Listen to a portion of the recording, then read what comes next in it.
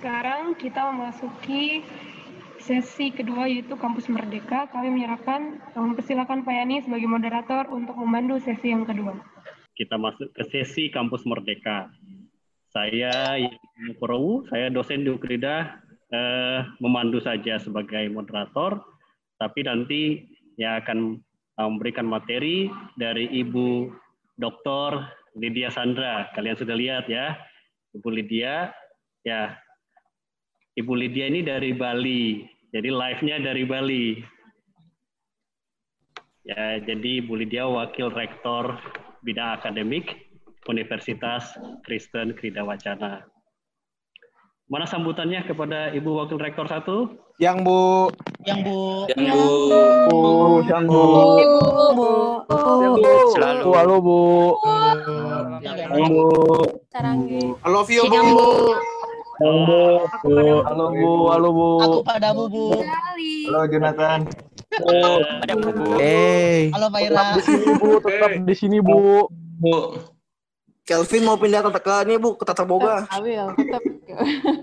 Oke. Iya. Sepertinya teman-teman ini terpesona melihat auranya Bu Lydia. Aduh. Puji Tuhan Pak, supaya betah di Ukrida kita semua ya Pak. Iya. Oke. Lebih cantik aslinya loh daripada di live-nya ya. Bapak bisa aja. Bisaan nih Bapak. Baik, kita akan mulai untuk sesi Kampus Merdeka. Jadi selama 40 menit ke depan, Ibu Lydia akan memaparkan tentang apa sih itu Kampus Merdeka. Saya kira ini adalah kosakata yang sering kita dengar akhir-akhir ini, yang merupakan program dari pendidikan tinggi. Nah, Ibu Lydia akan menjelaskan sekaligus juga bagaimana Ukrida menyiapkan program-program terbaiknya, program-program unggulannya untuk Kampus Merdeka ini. Biar tidak berpanjang lebar, saya serahkan sesi ini langsung kepada Ibu Lydia, disilakan. Kalau ada yang mau bertanya, bisa lewat chat, tapi kalau misalnya yang mau bertanya secara langsung, nanti sesudah presentasi Ibu Lydia ya. Ya, disilakan. Terima kasih Pak Yani, sepertinya Pak Yani juga disayangin oleh semua, tadi selamat siangnya nggak habis-habis. Dan terima kasih antusiasmenya, kita sama-sama memulai a new beginning di Ukrida, suatu chapter yang baru untuk adik-adik mahasiswa sekalian. Selamat datang, a warm welcome from all of us in Rectorate. Untuk semua dari kalian, satu persatu kami sampaikan untuk dari seluruh tanah air. Entah ini sudah ada di Jakarta atau masih di Sumba, di Medan, di Kalimantan Barat. Terima kasih dan selamat datang adalah pilihan yang tepat untuk bersama-sama kita memulai chapter yang baru di Ukrida. Saya akan mulai tentang Kampus Merdeka, mulai dari kenapa sih kita butuh program dan apa sih program Kampus Merdeka ini. Kita mulai lihat dengan keadaan yang ada saat ini, adik-adik sekalian. Tahap pertama industri 1.0, saya masuk ke bahasa Indonesia aja, di abad ke-18 revolusi industri, saat itu terjadi mekanisasi, semuanya yang sebelumnya manual dipindah ke mekanis gitu ya, dipakai mesin, jadi machine engineering sangat laku saat itu. Kemudian abad bergeser ke tenaga listrik, merubah industri, digantikan atau shifted a little bit to electricity. Elektrifikasi untuk semua bidang di abad ke-19 terjadi. Abad 20 tuh, waktu zaman Bu Lydia baru kuliah, waktu itu di Malang baru satu sekolah tinggi yang ada komputernya, dan saya, Bu Lydia dari jurusan TI dan psikologi pada saat yang sama saat itu TI baru pertama hadir di Malang ya, kampus itu baru ada mungkin 2 tahun, 3 tahun, dan yes, definitely karena memang itu bidang yang baru, semua komputerisasi mulai terjadi di 1992, 1993, kemudian mulai booming, baru masuk saya harus geser, revolusi industri keempat, di mana adik-adik sekarang berada. Sistem cerdas menggantikan segala macam ya, AI, Internet of Things, apa yang nggak pakai internet saat ini, semuanya pakai internet. Kemudian data science mulai banyak dipakai untuk menghasilkan informasi yang harus digunakan untuk mengambil keputusan.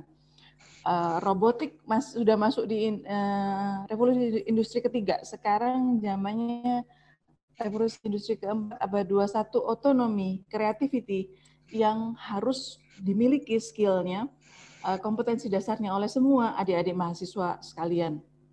Itu sebabnya kenapa mulai dari sini, karena inilah yang melatar belakangi lahirnya kebijakan pemerintah Kampus Merdeka, yaitu bahwa nggak cukup belajar itu hanya di kampus, di bangku kuliah, mendengarkan satu arah, nggak bisa kayak zaman Bu Lydia sebelumnya hanya mendengarkan, kemudian bertanya kalau ada kesempatan. No, you need to experience, you need to go to the field, you need to go to the company and do it. Maka lahirlah kebijakan Kampus Merdeka. Saya lupa bicara tentang ini. Ini tentu semua tahu dong siapa. Yang ngomong tentang revolusi industri keempat itu adalah penerusnya. Boleh dong, di chat atau di siapa nih yang bicara? Siapa nih? Sudah ada yang Einstein. Albert Einstein. Kim Jong-un. Saya tuh. Kim Jong-un. Einstein, coklat. Bapaknya Kelvin. Kakek saya. Oke, boleh. Andi. Unmute lagi. Lanjut ya. Mute. Tadi yang bicara Michio Kaku, boleh nggak Bu Lydia lihat siapa? Ya nggak, yang Nathan Septian. Nathan. Nanti dapat hadiah dari panitia ya, Nathan. Ceritain siapa nih? Thank you Bapak Yani. Dapat hadiah ya. Siapa nih Michio Kaku, Nathan? Langsung Google nih semua atau gimana? Lagi nyari, Bu. Nathan. Oke, Nathan. Oke. Bu Lydia ceritakan aja ya. Jadi pada saat hari di mana Einstein meninggal, guru sainsnya si Michio Kaku ini menceritakan bahwa seorang ilmuwan fisika terkenal meninggal dan dia belum menyelesaikan satu bukunya Unfinished Project-nya tentang Theory of Everything. Sehingga saat itu dia mulai berminat pergi ke library, membaca buku dan meneruskan menjadi fisikis yang terkenal hingga abad ini dan berusaha menyelesaikan Theory of Everything-nya Einstein yang belum selesai saat Einstein meninggal. Michio Kaku menyampaikan udah cukup lama, ini kira-kira 10 tahun lalu bukunya. Saya harus bisa move, oke. Bahwa di penghujung abad 21, eranya kalian nih. Nanti kalian lulus, ini eranya gitu. Prosesor komputer itu ada di sekeliling kita. Kendaraan tanpa sopir sudah banyak kita saksikan, Tesla, lingkungan virtual, hologram, semoga menjadi penelitian anak-anak yang TI. Ada nggak anak-anak TI di sini? Saya yakin ada ya. Kalau bisa masuk ke teknik AI dan hologram itu sangat dibutuhkan di masa depan. Robot itu jadi bagian yang tidak terpisahkan dari kita. Saat ini pun sudah banyak gitu ya yang kita gunakan robot, bahkan hanya dari gadget kita gitu, remote AC, remote pintu dan sebagainya dari HP kita, dari gadget kita Android ataupun iOS. Peta tubuh ini menurut si Michio Kaku ya, tapi memang sudah banyak yang terjadi. Peta tubuh manusia sudah dapat digambarkan sehingga kita bisa membuat diri kita lebih panjang umur, memodifikasi bagian-bagian tubuh dan seterusnya. Kendaraan sudah tidak menyentuh darat menurutnya di penghujung abad ke-21, semua melayang dan tidak menggunakan bahan bakar cair lagi. Ana Bu Lydia kuliah tingkat 2 di UCL di London, ngambil physics. Mulai penelitian menggunakan bahan bakar nano atau apa, saya kurang tahu tentang dunia fisika, tapi definitely sudah mengarah ke sana, bahan bakar yang ramah alam, yang bisa diperbaharui sebisa mungkin, tidak cost gitu ya. Dan perjalanan ke bulan dan planet lain sudah dapat dilakukan. Tampaknya saat mendengar itu, Bu Lydia membaca sekitar berapa tahun lalu, 15 tahun lalu, saat itu masih mana mungkin gitu, mana mungkin terjadi, tapi kenyataannya memang sudah terjadi, dan era itulah yang akan kalian nikmati, yang akan kalian alami. You will be immersed in that, and but you need to prepare for that. Dan untuk menyiapkan diri kalian menuju penghujung abad 21 itu, saya lihat bagus sekali pemerintah menyiapkan satu program, yaitu Kampus Merdeka. Perubahan yang terjadi di dunia pendidikan tidak hanya pola pikir, pola didik kita nggak bisa satu arah, it will be very student-centered. Akan ada tugas-tugas, proyek-proyek yang akan menggali potensi kalian, aktivitas kalian, karena bukan mau bikin susah, tapi memang eranya di mana kalian nanti harus hidup adalah era otonomi, era kreatif. Otomatisasi, walaupun nanti kalian misalnya ngambil psikologi, tapi TI menurut saya is a must. Perlu sekali mengenal elektrisasi atau otomatisasi atau TI gitu ya untuk masa depan gitu. Sehingga program Kampus Merdeka ini tag kita Lead to Impact, sangat membantu kita juga di Ukrida untuk mencapai misi kita, yaitu kalian semua harus bisa memimpin. Mau memimpin dari dirinya sendiri, memimpin kelompok, sehingga nanti ada tugas-tugas kelompok. Bisa memimpin tapi tidak untuk memimpin ngebosin, tapi betul-betul memberi efek, memberi dampak bagi masyarakat, bagi teman di sekeliling kalian, ataupun lebih besar lagi kota di mana kalian berada, ataupun lebih besar lagi pulau atau negara di mana kalian berada. Ada 4 kebijakan Kampus Merdeka yang telah disosialisasikan, yang kalian harus pedulikan, gitu ya. Yang lain nggak perlu terlalu dipikirkan karena ini urusan university atau perguruan tinggi. Tetapi adalah hak belajar 3 semester di luar program studi. Jadi kamu punya hak belajar tidak di kampus Ukrida, tapi difasilitasi oleh Ukrida, itu 3 semester. Pada saat Bu Lydia masih S1, back in 93, kebanyakan kita kuliah 4,5 tahun. Sehingga kalau 3 semesternya adalah pas 1,5, 3 tahun. Tapi saat ini di Ukrida banyak prodi yang telah menyasar ke, yang non-FKIK ya, menyasar ke 3,5 tahun udah lulus gitu ya. Kita ingin anak-anak kita fast track, cepat selesainya gitu. Dengan cepat selesai, tentu kita harapkan kalian dengan cepat juga mendapatkan lapangan pekerjaan dengan apalagi difasilitasi Kampus Merdeka ini. Jadi itu adalah hak kalian dan adalah kewajiban kita dari perguruan tinggi untuk memfasilitasi kalian punya pengalaman belajar di program studi lain, di perguruan tinggi lain, atau bahkan di dunia kerja langsung yang memungkinkan nanti menjembatani dengan skill di dunia kerja. Jadi dengan semangat yang sama tadi bahwa mahasiswa sebetulnya tidak dimulai dari mahasiswa ya, dari TK sampai SD harus punya jiwa merdeka. Jiwa merdeka mengeksplorasi apa yang ada dalam diri kalian. Kalau kita kenal sebagai among atau inner teacher yang ada di dalam diri kalian, yang menuntun kalian memilih jurusan psikologi, jurusan TI, saya yakin di sini nggak ada yang disuruh orang tuanya kan, semoga gitu ya, karena betul-betul ingin sendiri kan. Maka itu adalah inner teacher yang mengarahkan kalian bahwa aku ingin berkarir, aku ingin mendalami hal ini untuk bisa memanfaatkan pengetahuannya bagi kebaikan orang banyak. Nah, hak belajar 3 semester di luar program studi, nanti monggo kalau ada tanya jawab di bagian akhir ya, itu gimana sih bentuknya? Bisa 8 bentuk. Jadi oke, saya nggak, yang 1, 2, 3 kalian nggak perlu lihat, tapi ini yang Permendistek Dikti 2015 dasar hukumnya, tapi kemudian dikeluarkan permen yang baru bahwa perguruan tinggi ini untuk perguruan tingginya lah ya yang perubahan ini, tapi yang penting adalah hak mengambil mata kuliah di luar prodi. Jadi kalau kalian ingin tahu hal di luar teknik sipil misalnya, kalau yang teknik sipil itu sangat dimungkinkan dengan ini, dan dari sekarang tolong direncanakan. Nanti Bu Lydia pengen kasih PR ini untuk perencanaan apa sih yang aku pengen ambil di prodi lain dan di perguruan tinggi lain. Oke. Jadi ada 8, jadi kalian bisa belajar di prodi lain, itu pasti di luar 8 ini, kemudian bisa belajar di perguruan tinggi lain yang kita bekerja sama.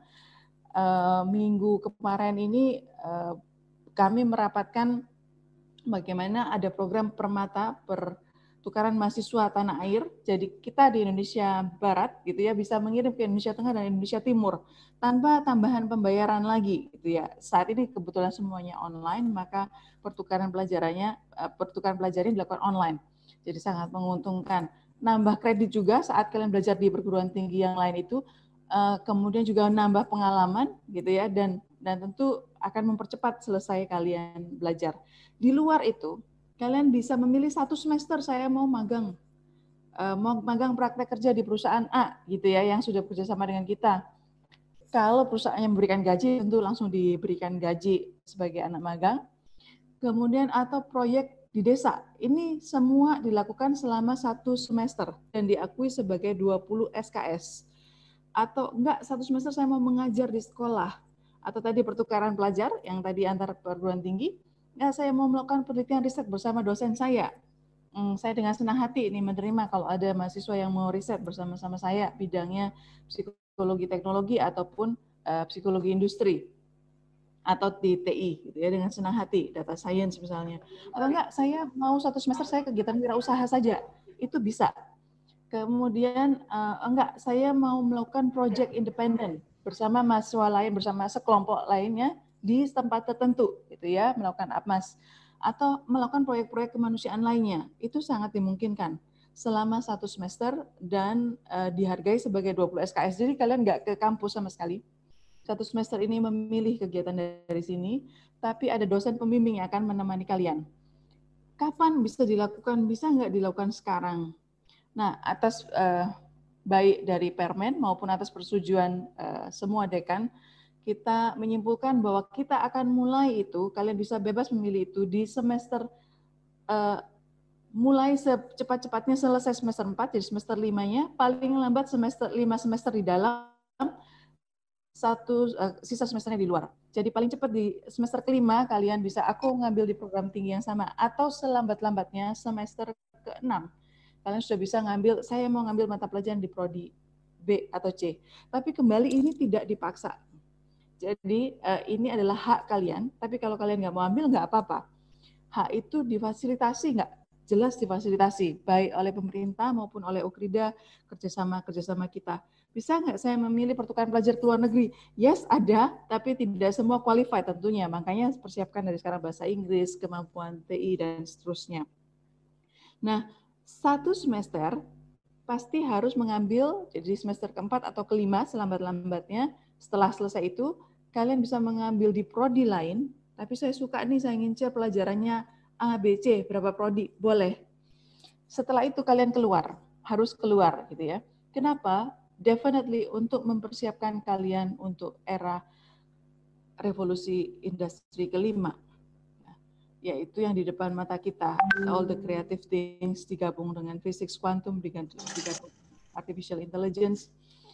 Setelah 1 semester di luar prodinya, ya, tapi di perguruan tinggi yang sama di Ukrida, kemudian semester berikutnya kalian bisa ini melakukan ke-8 hal tadi. Gitu. Saya mau di tempat lain, di perguruan tinggi yang lain. Jadi, tapi itu disampaikan adalah maksimal 2 semester. Atau lembaga non-PT ini, yaitu 8 kegiatan ini, itu 2 semester.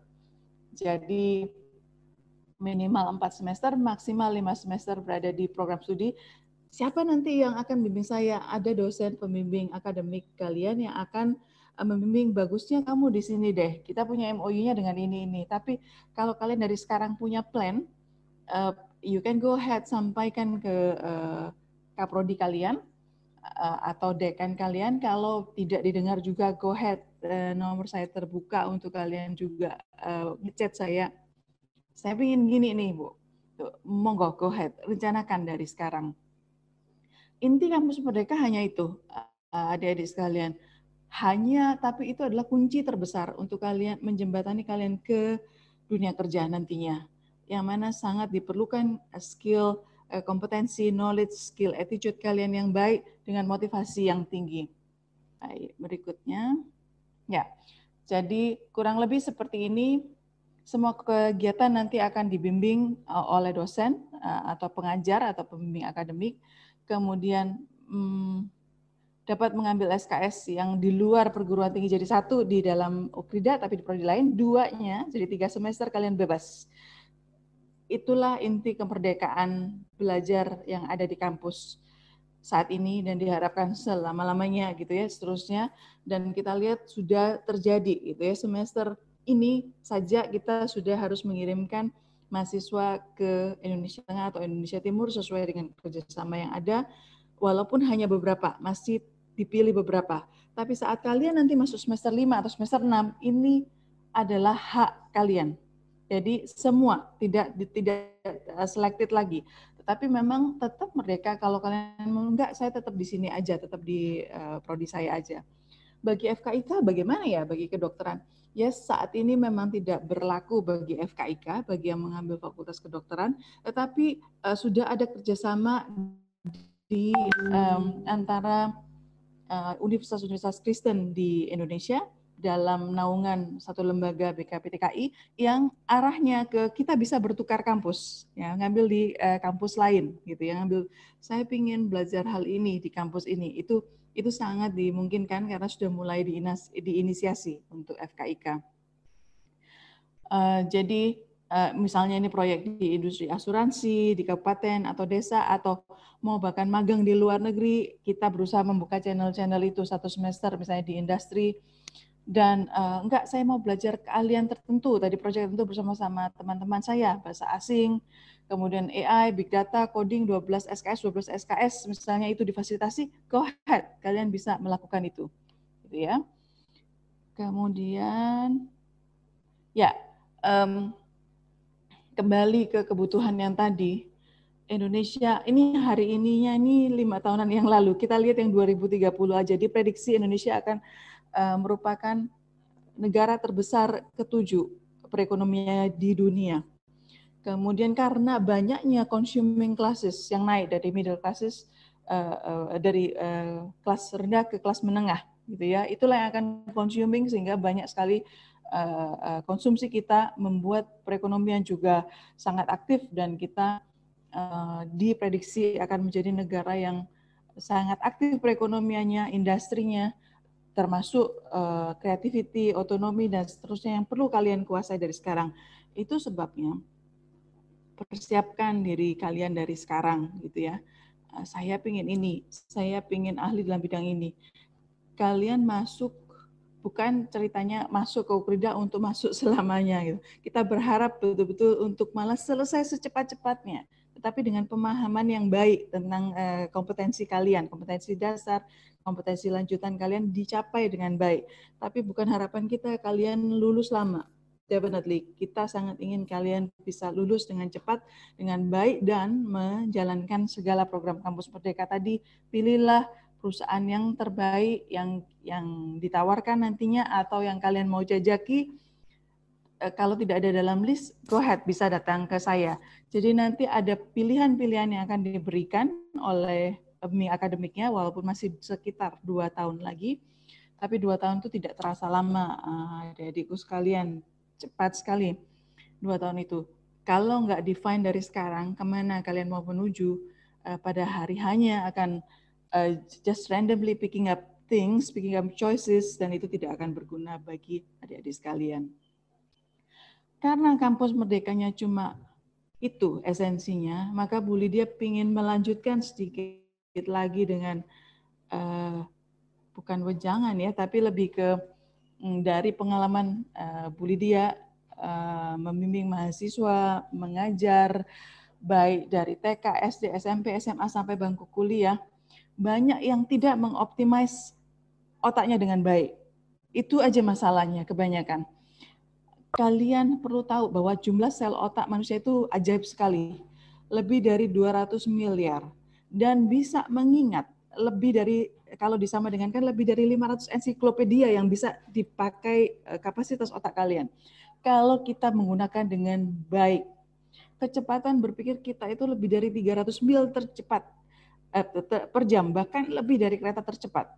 Dan randomly saat saya bicara ini, dalam pikiran kalian itu sudah ada berapa jenis pikiran yang macam-macam lainnya gitu. Sangat amazing otak kita ini.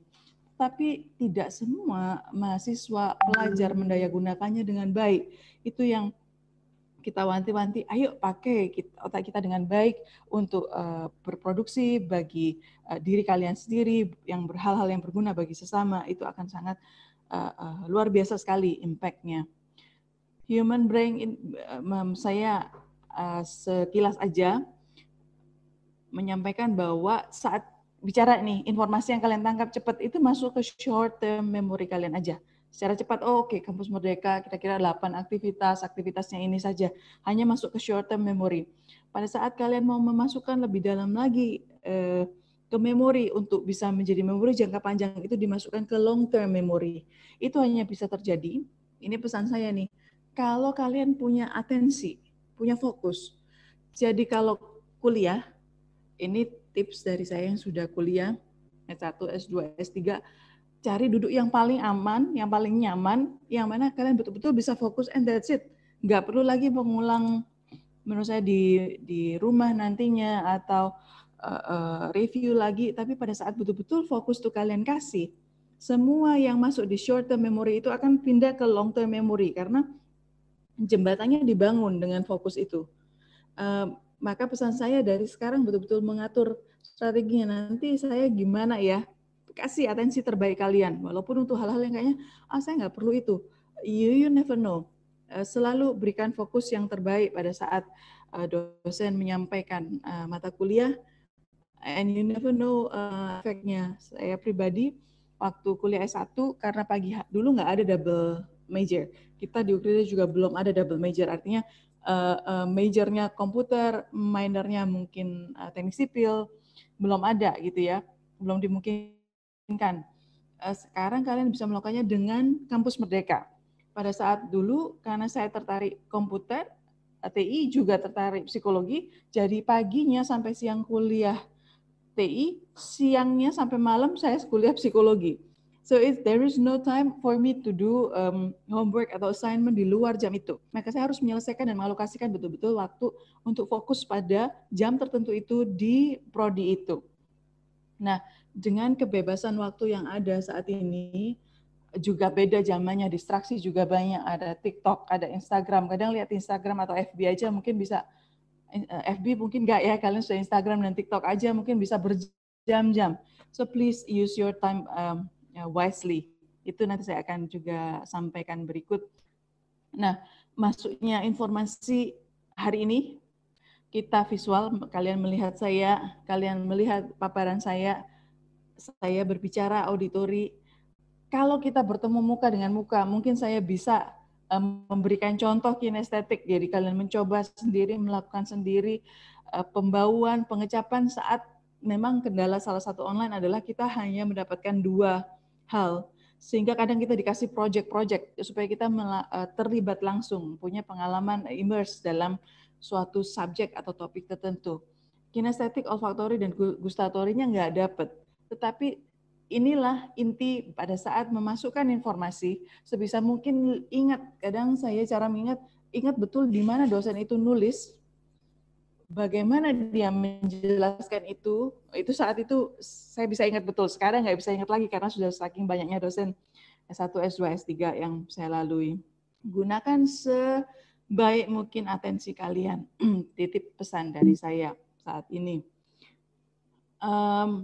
Saya akan pas ini, tetapi intinya adalah strategi belajar perlu kalian kuasai dengan baik. Kalau nanti bahan paparan ini perlu saya terangkan lebih lanjut, bisa chat pribadi atau saya akan berikan ke panitia basically paparan ini.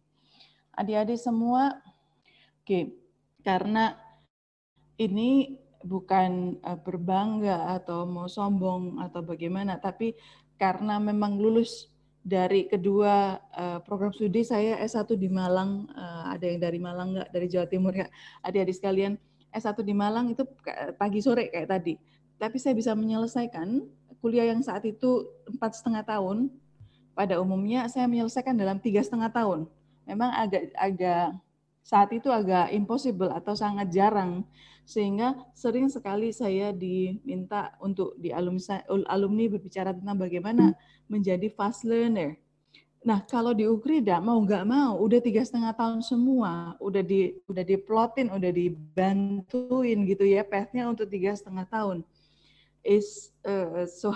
Sekarang saya mau mengencourage kalian bagaimana bisa mengikuti fast track dalam tanda kutip yang memang sudah diplot itu dengan baik. Bagaimana caranya? Saat ini memang banyak program studi yang sudah menawarkan 3,5 tahun ya karena berbagai kemudahan. Kalau dulu masih 166 SKS, sekarang sudah 144 SKS yang kalian harus jalani sampai lulus. Itu pun masih dikurangi hak belajar kalian 3 semester di luar, 60-an SKS.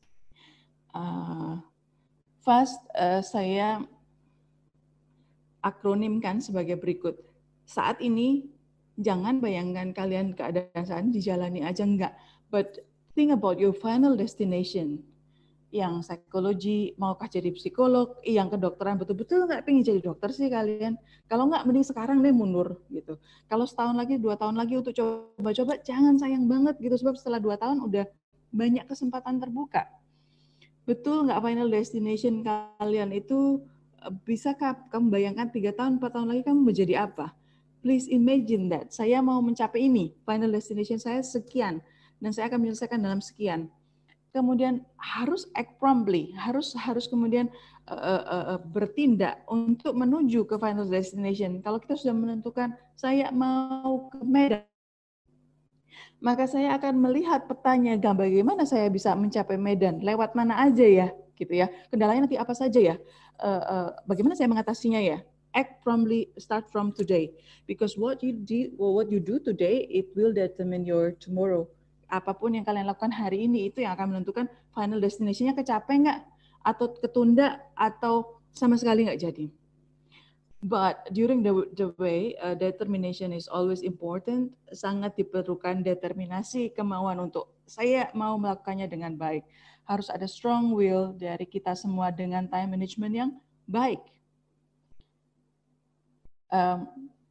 Ini pendidikan terakhir saya, sama jadi S1, S2, S3, walaupun S3-nya di komputer saya tidak selesaikan, hanya postmaster graduate di komputer dari Belanda saya selesaikan, ini yang di Jogja. Pada saat awal saya mulai di interview, ditanyakan, Lydia, kamu mau selesai dalam berapa tahun? Ini pertanyaan interview, diterima apa enggak ya jadi mahasiswa S3 di UGM. Saya bilang saya selesaikan kurang dari 3 tahun. Diketawain sama profesor-profesor yang menguji saya. Ya mana mungkin gitu. Zaman saya kuliah S3 itu menjadi dokter itu at least 5 tahunan baru selesai. Sekarang sudah makin banyak yang lebih cepat fast track-nya, terutama di perguruan tinggi negeri. Enggak mungkin, diketawain. But I said that with a plan gitu ya. Apalagi saya saat itu malah S2 psikologinya belum saya ambil karena saat saya S1 psikologi sudah menjadi psikolog sebetulnya dengan 166 SKS. Jadi, ayah mana mungkin kamu selesai dalam kurang dari 3 tahun. Tapi kenyataannya ini kembali bukan untuk sombong atau untuk apa, tapi kalian melihat saat kita berfokus pada final destination, saya lulus dalam 3 tahun 0 bulan dengan predikat cum laude, dengan IPK 4, sempurna, total semuanya A. It's not necessarily kita semua seperti ini. Dan saya juga, maksudnya bukan lebih pintar dari salah satu atau beberapa dari kalian dengan ini, no. But again, saya bagaimana saya menggunakan final destination as my final destination and act promptly. Dari tahun pertama saya udah kebayang tuh, dari semester pertama saya udah kebayang penelitian saya nanti apa, disertasi saya nanti apa. Oh iya, udah goblok merancang. Oke. Apaan? Ayo, siapa yang mau ke Gajah Mada? Nanti kita bantu. Oke, boleh mute. Bahwa memang akhirnya, ya, thank you. Final destination yang kita sudah tetapkan, dengan kita kemudian act promptly menuju ke sana, betul-betul bertindak promptly ke arah sana, memang sangat berguna untuk saya fokus, gitu ya. Ketahui final destinasi kalian mau kemana. Betul nggak pengen jadi dokter? Betul nggak kalau sekarang pengen jadi S1? Bachelor apa? Bachelor engineering, bachelor dari psikologi, atau bachelor dari management atau accounting? Betul nggak? Sebab untuk mencapai hal yang besar, nggak bisa nggak bisa tadi act aja, tapi kemudian harus believe, harus tahu betul ini yang saya mau tuju, saya tahu tujuan saya. Ya, kita terlepas dari fast learning atau yang saya sampaikan tadi fast learners, yang mana kalian semua di Ukrida akan diplot menjadi fast learners, kita punya free will untuk bisa menyelesaikan itu, strong will tadi betul-betul menyelesaikan itu atau tidak. It starts with knowing your final destination.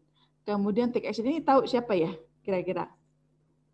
Take action, act promptly. Ada yang mau sebutin nggak ini siapa? Ya, sebutin nama sendiri ya. Siapa kira-kira? Aderai, Bu. Oh, Aderai. Wah, siapa nih yang jawab nih? Masmin, Bu. Tahu ya? Kok tahu ya? Ya. Abi. Ya, ini Aderai. Gak kebayang ya yang segini kerempengnya gitu kan bisa jadi begini. Tapi dia tahu final destination. Saya bukan berarti kalian semua harus jadi begini ya. No. People are different ya. The body shape. I don't say also this is very good. No, itu beda-beda ya. Nggak harus seperti ini. Tapi dia tahu. Saya mau kasih tahu. Dia tahu dia mau kemana. Dia act promptly untuk itu. Yang saya dengar katanya makan sehari berapa puluh telur gitu ya untuk punya protein yang bagus gitu dan kemudian melakukan minaraga dengan baik. Kayaknya Pak Yani juga kali ya. If you don't act, you will not get there, basically. Kalau nggak ada tindakan, cuma mimpi aja atau perencanaan dengan baik tanpa acting step by step, it will not happen. One thing is not enough. Act upon your goals starting from today. Actualize juga terjadi di Einstein yang saat kecil ini. Dia punya desire untuk, menurut dia adalah hal yang wajar bahwa manusia itu ingin tahu. Sebetulnya bukan hal yang wajar manusia itu malas loh. Enggak hal yang wajar bagi seorang anak-anak. Kalian lihat aja anak-anak kecil, berapa lama dia bisa duduk tenang. Berapa lama dia bisa malas-malesan. No, they will find always something to do. Mereka kadang robek-robek kertas, kadang main, kadang kita mungkin adik kalau ada punya adik, aduh gimana sih bikin diam adikku ini. But it's people naturally, child naturally loves to move. Kita semua sebetulnya suka bergerak. Disuruh duduk 3 jam ini sebetulnya kurang natural juga gitu ya. Tetapi basically kita tidak moving, hanya moving badan. Sebetulnya kita punya desire untuk self-fulfillment, yang mana untuk mengaktualisasikan diri kita. Nanti kalau yang belajar psikologi akan ketemu teori Maslow bahwa aktualisasi diri adalah kebutuhan tertinggi kita dan kebutuhan semua manusia. Ya, aktualisasi diri. So, aktualisasi it comes from act. So, start aktualisasi dirinya dari acting now, dari bertindak hari ini. Strong will, kalau sering ditanya apa sih gitu sukses, menurut saya itu hanya campuran dari kompetensi yang kalian dapatkan selama pendidikan, tapi harus ada motivasi. Motivasi itu gak cuma visi ya, saya mau kemana, tapi komitmennya kuat. Strong will yang akan mendorong kalian untuk punya determinasi untuk bisa sampai di ujung dari jembatan kalian. Strong will ini kenal semua nggak? Beberapa orang zaman dulu ini kenal semua nggak pada? Ada Facebook tentu masih baru gitu ya. Tapi ini ada yang tahu nggak siapa yang di atas? Ups. Ada yang tahu nggak? Pak Yani kayak seangkatan saya deh. Enggak ya Pak Yani? Ini angkatan saya nih. Ada yang tahu? Ada David Beckham ya? David Beckham. Iya, yang tengah? Di Hartanto. Ada Mark Zuckerberg, Bu. Facebook, Mark Zuckerberg, Bu. Jordan. Ya, dari William, Bu. Mark Zuckerberg itu, Bu. Ya. Lin Shui-King. Ya, oke. Tahu juga ya. There are people with strong will dan determinasi yang tinggi. Tanpa ada strong will, nggak mungkin ini terjadi ya. Keajaiban-keajaiban mau menang bulu tangkis, mau menang basketball, atau mau mendirikan Facebook atau Google. I really hope one day one of you are inspired atau started from today akan mencapai kesuksesan ini, mau di olahraga, mau di membuat usaha, mau di menolong orang lain, mau di kegiatan pengabdian masyarakat dan lain-lain. I really hope some of you, if possible all of you, can do very great things in the future. Baik, ya, lawan motivasi adalah ketakutan dan kemalasan, yang mana memang itu sebetulnya nggak natural ada pada kita, tapi diimplan dengan segala macam disrupsi yang ada, segala macam gangguan yang ada, mau sosial media, yang mana instant gratification kita dapat ya kalau main game atau kalau sosmed, oh ada like dan seterusnya, kita merasa oh ada nih yang suka, but it's all, itu semua maya. Yang ada adalah saat ini kalian meniti jenjang studi kalian untuk lebih lanjut ke S2, S3 ataupun berkarir. Sosmed itu ada, but it's karena penelitian saya tentang identitas diri di dunia maya, maka saya belajar banyak bahwa ya banyak sekali yang percaya bahwa kemayaan itu betul-betul ada gitu, sehingga nungguin kadang posting Instagram kita di likes berapa banyak dan seterusnya. Well, I can say please do avoid that gitu ya, karena itu to some people, apalagi di usia remaja menuju dewasa seperti kalian, dibutuhkan sosmed untuk kebutuhan sosial. Dan itu yang paling addicting. Di atas game bahkan, di atas kebutuhan entertainment, bahkan kebutuhan sosmed yang digunakan untuk sosialisasi, itulah yang menurut penelitian saya saat S3 adalah paling addicted untuk remaja gitu ya. Terlepas dari kebutuhan yang lain. Kalau untuk browse aja it's good. But again, hindari kedua hal ini. Tidak ada sesuatu yang instan. Tidak ada IPK 4 tadi dengan instan. Kalau saya nggak kerja sama sekali, nggak mungkin itu terjadi. S2 saya mendapat beasiswa di Australia. It will not happen if I don't do something. Kalau saya nggak berusaha.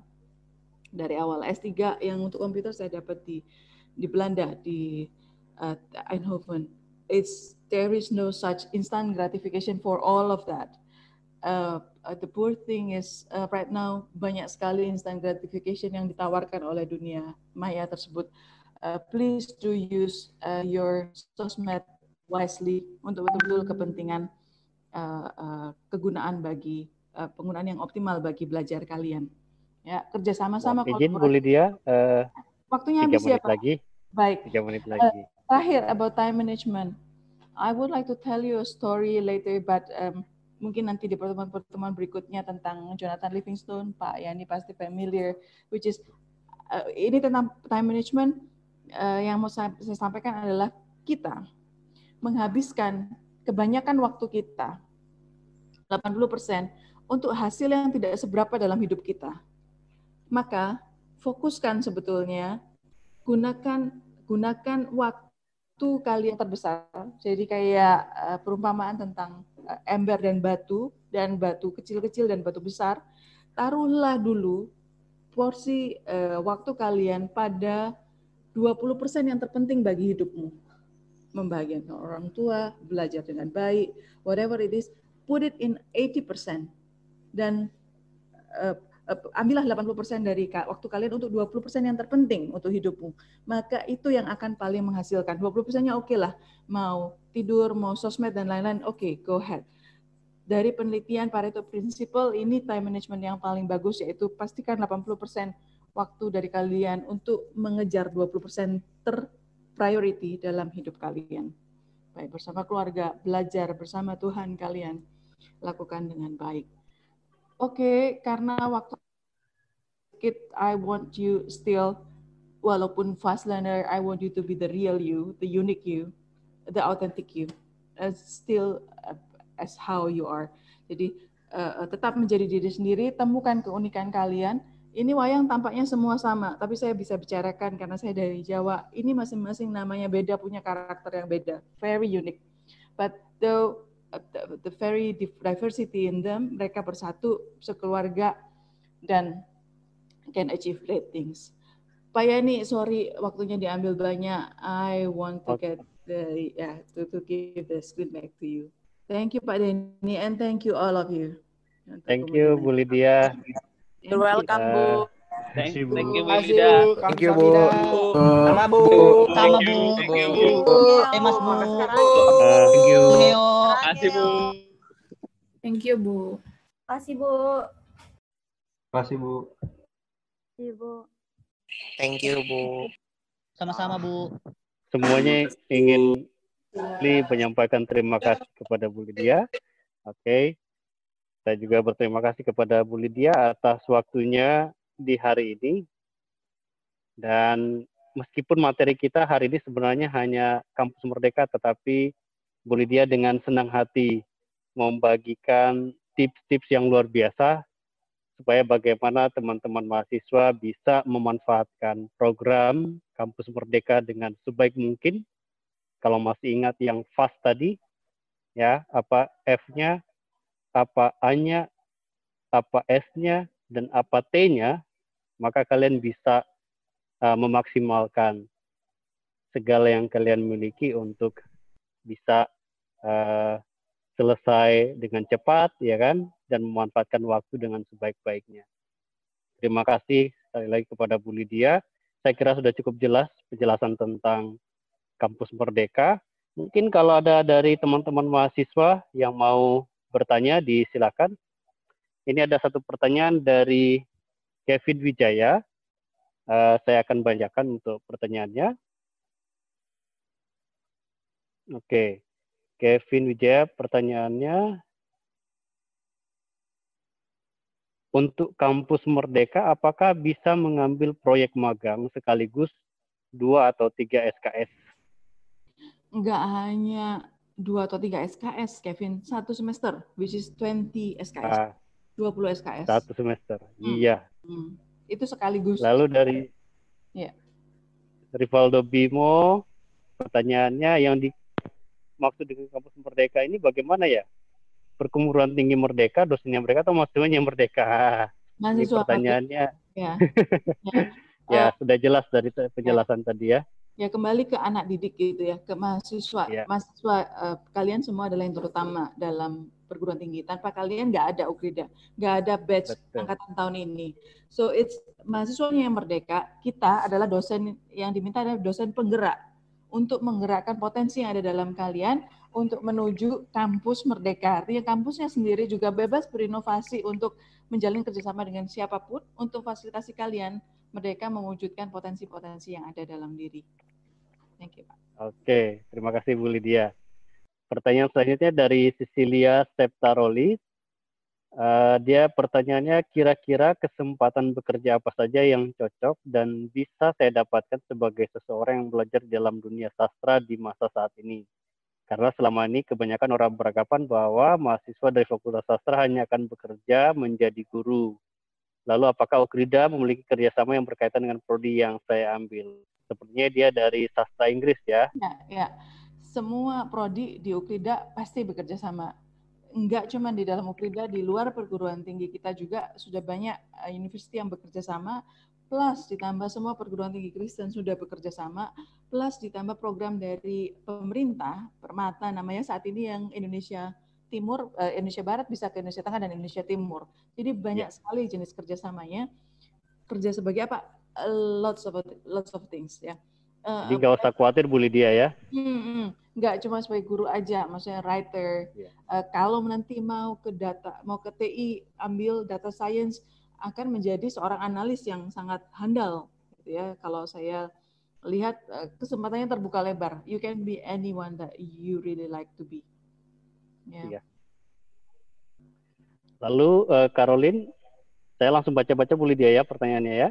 Saya mau tanya, selama mengajar double degree, Ibu sewaktu S1 apa Ibu juga aktif berorganisasi? Nah, ini pertanyaan pengalaman pribadi Bu Lydia ini. Ya. Thank you, Caroline. Ini pasti ada kaitan dengan FAST tadi itu, Bu. Ya. Thank you, Caroline. Saat saya double degree, itu enggak cuma S1. Pas S3 saya juga ambil S2 psikologi. Enggak banyak organisasi yang memang saya bisa ikuti di dalam kampus, tapi di luar kampus saat itu saya aktif kayak mengajar juga sukarela, kemudian juga di pelayanan gereja sangat aktif, sehingga memang dengan itu udah cukup habis sih waktunya total. Jadi masih bisa aktif di organisasi, bahkan kalau sekarang enak, pelayanan itu bisa dihitung gitu. Misalnya kita mengajar ya, itu masih bisa dihitung selama weekend, misalnya selama berapa berturut-turut disetarakan dengan berapa SKS, atau nanti mau mengajar penuh 1 semester, itu enak banget kalau sekarang ya. Masih bisa beraktif, berorganisasi, walaupun ini mau ngejar double degree sekarang banyak sekali yang nanti kita pasti ke arah sana. Artinya misalnya TI sekarang major minor masih bisa ya, karena fakultas asalnya mana, prodi asalnya, kemudian minornya ngambil di mana. Tapi kita akan memikirkan tentunya di bawah juga jajaran proyek akademik untuk bagian kerjasama, bagaimana antar prodi mungkin menawarkan joint degree gitu ya. Jadi nanti gelarnya 2. Itu semoga saat kalian sudah tahun kedua, ketiga kita sudah bisa melakukannya. Ya. Oke. Jadi pasti bisa aktivitas. Terima kasih Bu Lydia. Ada banyak pertanyaan, tapi saya melihat beberapa pertanyaan yang ada kaitan. Ini dari Eval Bintan ya. Pertanyaannya, apabila mahasiswa mengikuti student exchange, apa kampus akan membiayai biaya selama belajar di luar? Terima kasih. Ya, ada banyak skema ya.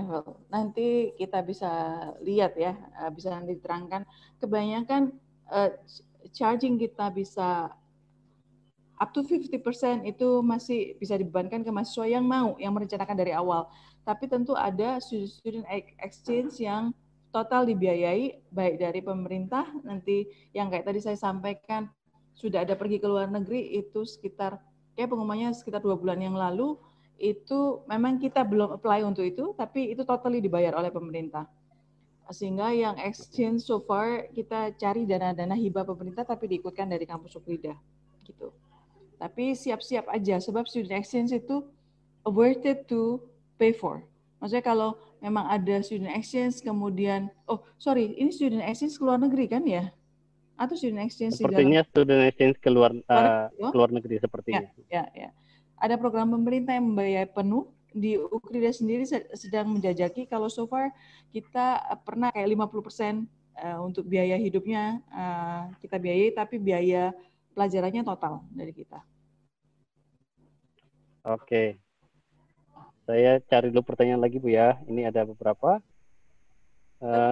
Tetap 3,5 tahun ya adik-adik semua. 3,5 tahun ya. Ini tidak lebih cepat lagi. Sepertinya 3,5 tahun sudah paling cepat Bu Lydia ya. Ya. Saat ini ya Pak. Ya. Kemudian ini terkait dengan fast learner ya, cara belajar yang benar agar bisa benar-benar fokus dan mengingatnya dalam waktu yang lama itu bagaimana?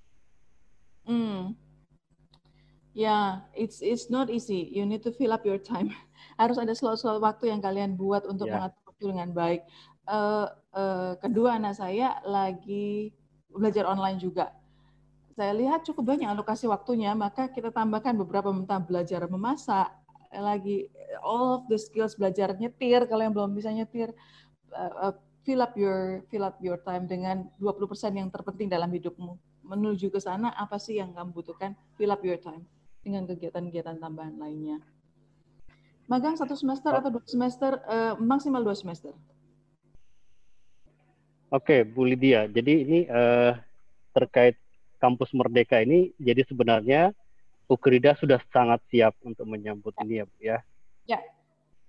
Mulai nanti maksimal 4 semester, minimal 4 semester di dalam prodinya. Ada yang prodi tertentu yang membutuhkan 5 semester karena misalnya FTIK, karena kebanyakan organisasi profesinya menyaratkan pelajaran-pelajaran yang ada itu 5 semester gitu. Jadi pasti semester ke-5 atau semester ke-6 kalian harus mengambil Kampus Merdeka. Tapi kembali nggak ada paksaan.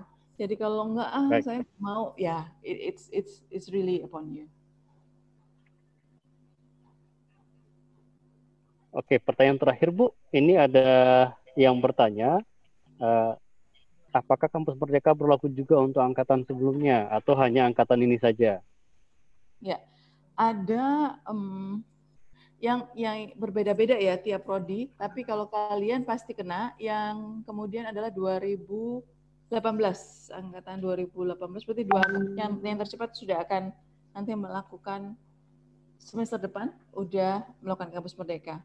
Yang semester ini kampus merdekanya juga sudah jalan walaupun belum dicanangkan sebetulnya, tapi mau nggak mau karena pemerintah memberi kesempatan ngambil karena online semuanya, maka kita sudah akan mengirimkan lintas kampus itu yang semester ini udah mulai.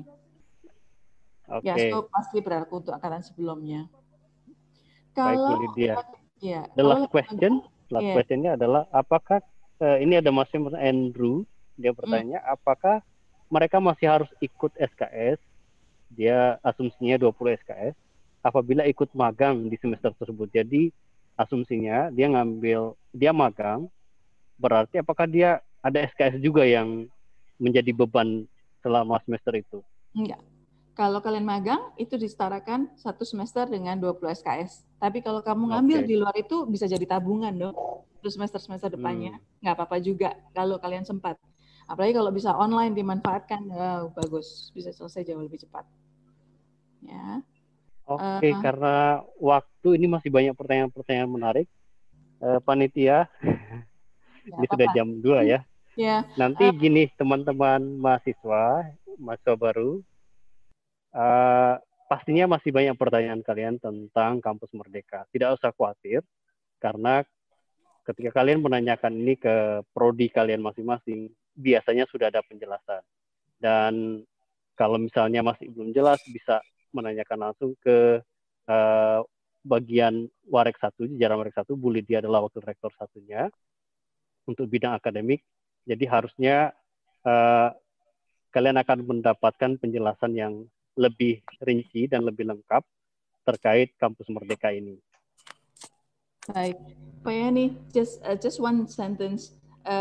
Oke, silakan. Ada beberapa yang menanyakan secara pribadi juga, saya lihat di WA, bagaimana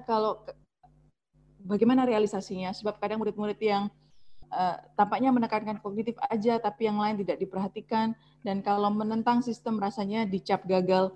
Adik-adik sekalian, sebetulnya saya tadi belum satu cerita yang saya ingin sampaikan tentang Jonathan Livingstone. Nanti kalian bisa Google paparan, saya akan kasih ke Pak Yani untuk diberikan. He is against the stream.